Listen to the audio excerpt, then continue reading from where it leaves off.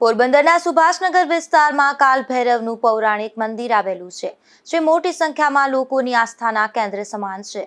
ત્યારે આજે કાલ ભૈરવ જયંતિ નિમિત્તે અનેક ભક્તોએ અહીં દર્શનનો લાભ લઈ ધન્યતા અનુભવી હતી। પોરબંદરના સુભાષનગર વિસ્તારમાં ચાવર તરફ જતા રસ્તે કાલ ભૈરવનું પૌરાણિક મંદિર આવેલું છે। આ મંદિર હજારો લોકોની આસ્થાના કેન્દ્ર સમાન છે। અહીં અનેક લોકો એવા છે કે જે સવારે નિયમિત દર્શન કર્યા બાદ જ પોતાનો વ્યવસાય શરૂ કરે। આ મંદિરનું 110 વર્ષ પૂર્વે નવીનીકરણ કરાયું હતું।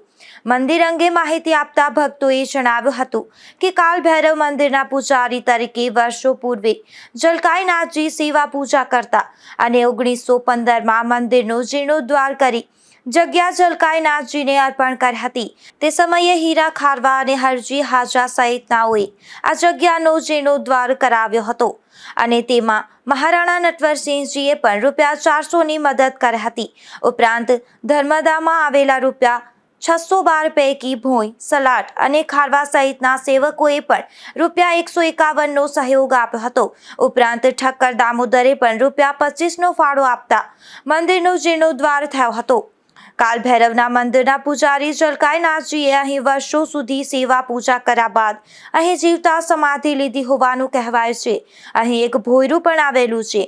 અહીં મહાશિવરાત્રી, કાળી ચૌદસ ઉપરાંત દર અમાસે ભક્તોની ભારે ભીડ ઉમટી પડે છે। કારતક વદ આઠમના શુભ દિવસે ભગવાન શંકર કાળ ભૈરવ સ્વરૂપે પ્રગટ થયા હતા, જેથી આ દિવસને કાલાષ્ટમી કે ભૈરવાષ્ટમી કે કાળ ભૈરવ જયંતિના નામે ઓળખવામાં આવે છે। ત્યારે પણ આ મંદિર ખાતે ભક્તોની ભારે ભીડ જોવા મળે છે। આજે કાલ ભૈરવ જયંતિએ પણ અનેક ભક્તોએ અહીં દર્શન કરી ધન્યતા અનુભવી હતી।